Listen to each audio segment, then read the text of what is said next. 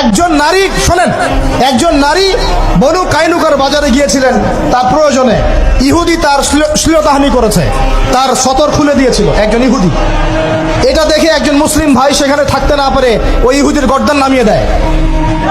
এই ইস্যুকে কেন্দ্র করে ইহুদিরা মিলে ওই ভাইকে শহীদ করে।